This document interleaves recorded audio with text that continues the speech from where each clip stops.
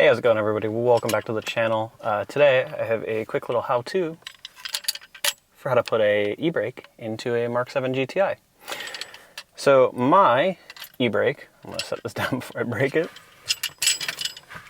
E-brake. So my e-brake in my car decided not too long ago that the button, which is in my center console, doesn't want to attach anymore. The little tab breaks on this and then it just kind of fucks off across the car. Which is funny, once. So I decided I would buy a new one, couldn't find them, supply chain issues, car got hit by a deer, and I ended up just forgetting about it for a while. Got the car back, finally found one. It came out of an e-Golf, I think. I noticed though that there aren't a lot of how-to videos on how to do this, and I figured, what is this channel if not for how-to videos? So, stick around. The first thing you're going to want to do, if you have a manual transmission car, make sure to put it into gear. I chose second here. If you have an automatic, put it in park. Next thing you're going to want to do is locate this panel right here, this little trim piece right here. Get a good firm grip on it and pull it up. I just threw a rock under my rear wheel just in case. I don't want this to roll away. So this is a trim tool. It's not my favorite trim tool, but it is the only one I have because my friend Ryan has my kit. You can just kind of like work it in underneath the plastic here, pull it up, and set this aside. I'm gonna set it in my cup holder right there. Now you see this boot popped off here too.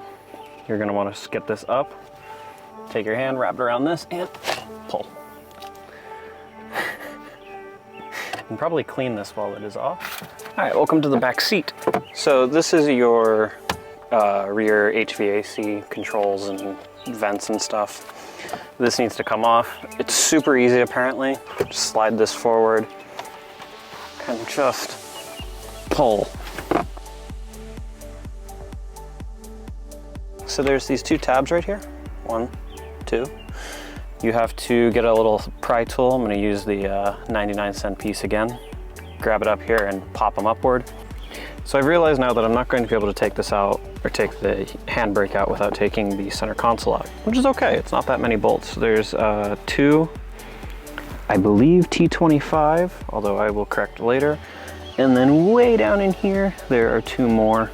And then I believe further up there, there are one on either side. There's these little panels you have to break off with more Torx bits. It's a Volkswagen, there's a lot of Torx bits. You're also gonna take your shifter boot off, but that's not that hard. I can show you how to do that in a minute, but let me get these out.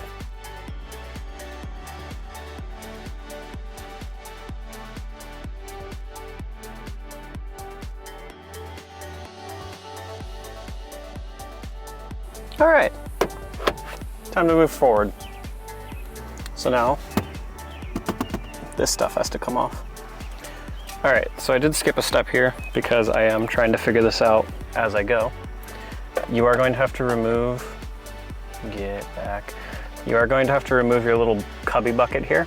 It's super simple. You just put your hands here and pull. Seriously, it's just plastic clips. And then this is just a little tab that and it comes right out. Oh, you also have to remove, whoops, don't break that. You also have to remove the trim bezel. It goes around your AC heater controls up here. Again, not hard.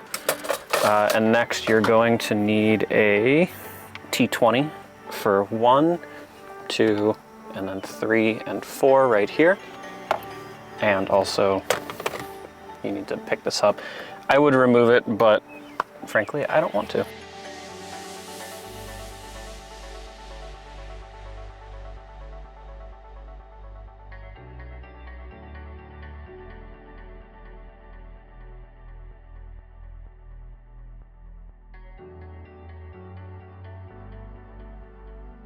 So it turns out there's a secret bolt right back here.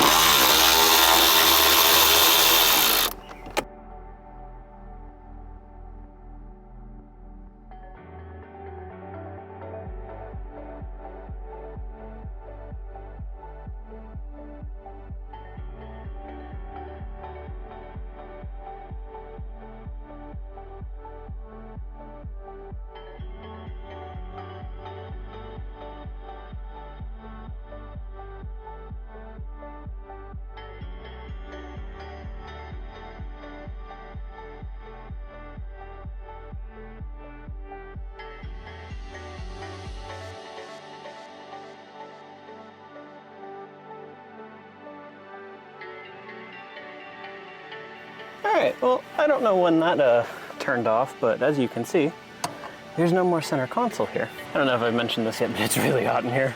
So this is your handbrake. There's a bolt here. There's a bolt under the carpet here, naturally. And then there is the guide rail for the cables, which are back here. You loosen this little guy right here.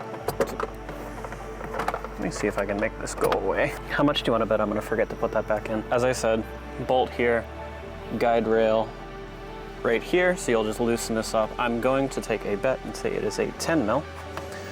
And then there is also a little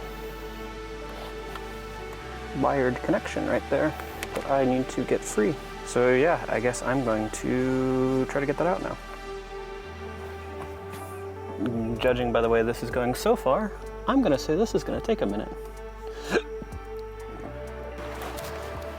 I almost took out my own head getting in here. All right, if you haven't invested in a pair of these ratcheting wrenches, what are you doing? They make life so easy, especially when you turn them the right way. Oh my God.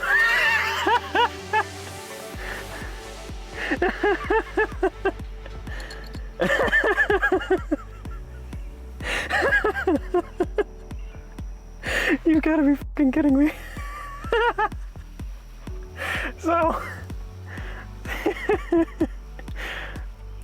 well, so much for that.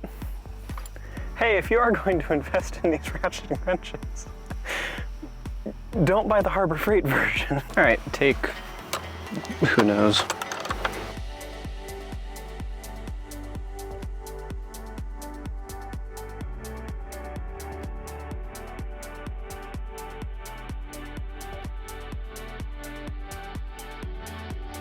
That's the little tooth piece that broke off that stops the plunger from being able to grab focus right here. So this is just able to move freely, and the spring didn't have anything to lock onto because the button is what holds it on. So this can kind of just move around. And it's kind of cool. You can see all the mechanism stuff down here and the button. Naturally the camera overheated, but getting it on was just as easy as pulling it off. 2 bolts and then secure the little thing in the back. But now I have a working e-brake again. And now we will just go through the steps of putting this all back together, which hopefully should be just as easy as it was to get off.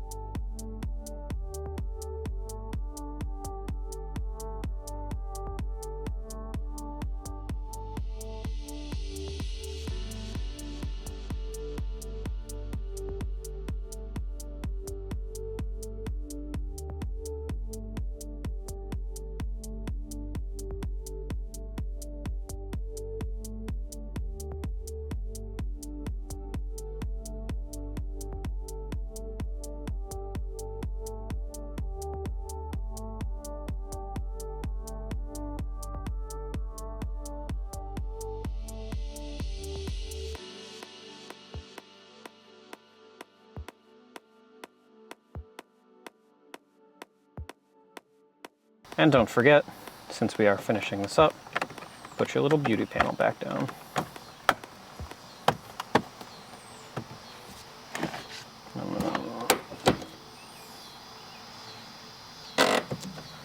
So it's really hot and it's getting a little late and it's kind of dark in here. That didn't help at all. Anyway, my camera's about to overheat. Thank you all so much for watching. I hope you like the new mic. Wasn't really that bad to wear while I was doing this. Don't forget to like, subscribe, and as always, I'll see you in the next one.